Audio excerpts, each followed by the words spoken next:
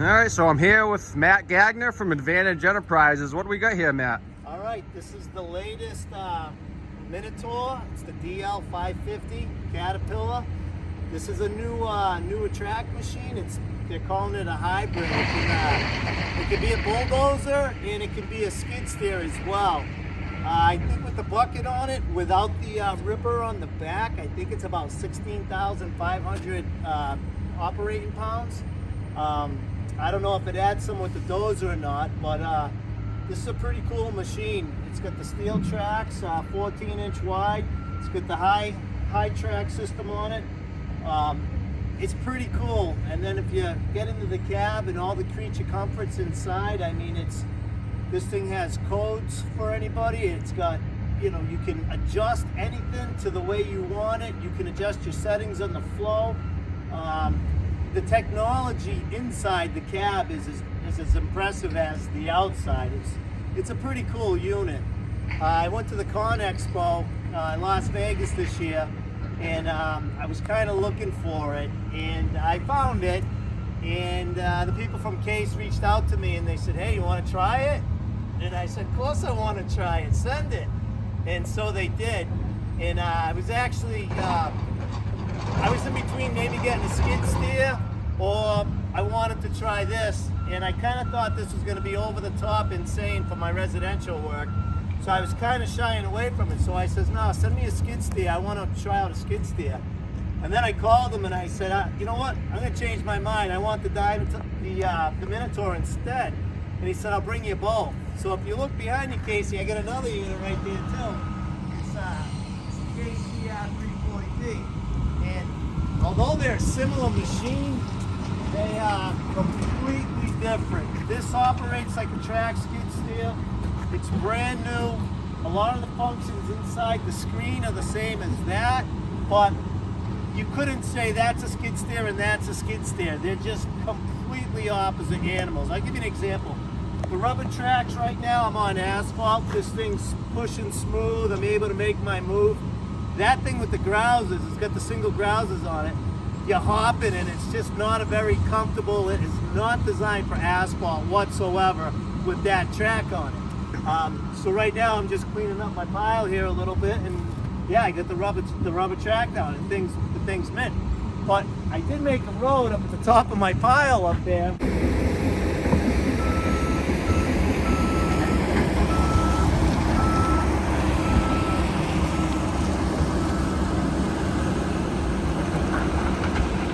Walked up, you'd see it, but on the edge. And to do that, I used the Minotaur, and I was pushing with that, and I mean, it's just got a real lot of power on it. It's a pretty cool unit. So I'll hop in it and do a few buckets. I won't do anything crazy, but could get some action on it. So how many horsepower is the Minotaur? So that's the thing. There's buttons in there, you can change it. So if you're in your standard flow, I think they call it out at 73 horsepower. But if you go through the settings, which are relatively easy, and you put it to the high performance, it kicks it up to 114 horsepower. Wow. So depending on your setting. And then this is the blade that goes with it. This is a bulldozer blade. I think they say this is the same size blade that comes on the D3 as well as a D4 dozer, and it's basically push a couple of buttons. You push a couple of buttons and your bottom locks in, and then you curl under and your top locks in, and you hook up your hoses and go. When you get good at it, they're saying you can do it in 2 or 3 minutes. I see that being a reality. Took me a little longer just because I'm still trying to figure out the machine and whatnot, but I pushed with this the other night. I put a couple of hours pushing on the pile, and the power with this machine pushing this is intense. I mean, this thing is really no joke. I mean, you couldn't stop the tracks. You were pushing. If I was over pushing and had too much on, it was just, you could dig a hole with the tracks, no problem. So How much does one of these babies go for, you think? So MSRP at the show with the Ripper package, I think they said $213,000. Wow. This one right now, as it sits, I think they're talking $185,000. And that's before the juice, before the your attachments, if you get attachments or whatnot. Do you know how many gallons of flow it has? No, but I know on the high flow setting, I think they talked about 41 or 47 gallons. It was Wow. a lot. And then on the standard flow, I think it was in the mid 30s. But it's all completely adjustable. So if you have an attachment on here, for both machines for that matter, if you have an attachment on there and your attachment calls out a certain amount of flow, you can adjust it right in the cab for that attachment.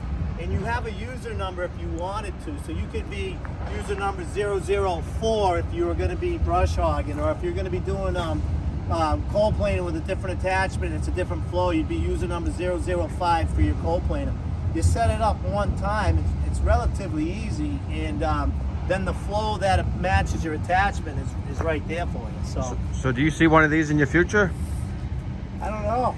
I don't know. I'm looking for a game changer. You know, when you get to the, I guess anything over 100,000, but when you get closer to 200,000, I'm looking for a game changer, and I don't think I spent enough time on it yet to really make that decision. Just to give people an idea of reference, what are you running now for skid steers? So right now we're running a John Deere 331. I'm looking. I just finished with 2 Kubota SVL 95s. I had 2 of those twins.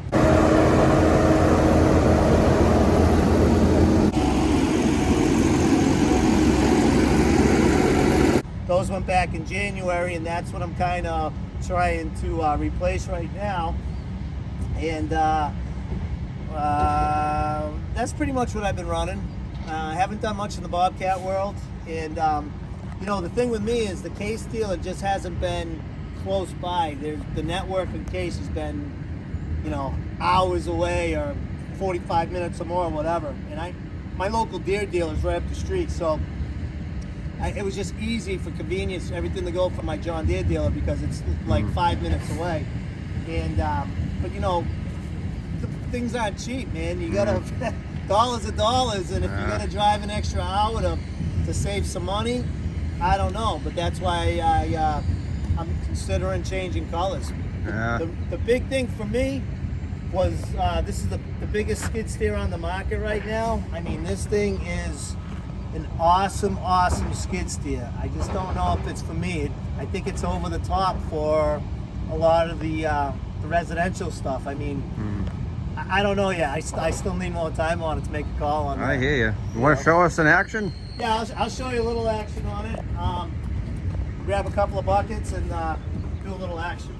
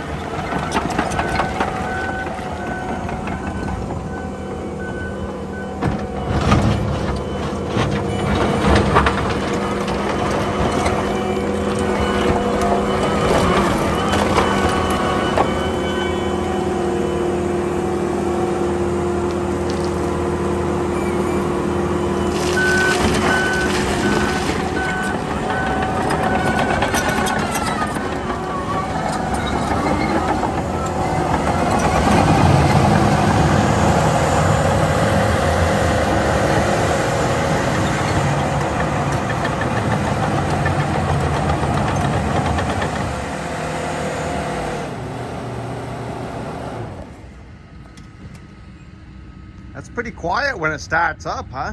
Can't hear the backup beeper in it or anything. It's a quiet machine inside. Wow. I mean, it's brand spanking new. It's absolutely awesome. And how on big the is that inside. bucket?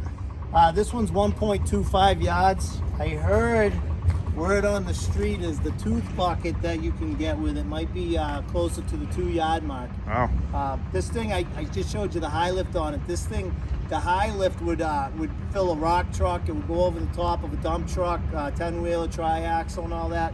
And that's kind of a game changer too for if you're not, for someone that doesn't have an excavator or anything, they go to a job and they just want to load a truck. I mean, this will do it. It's got the height and the reach to do it.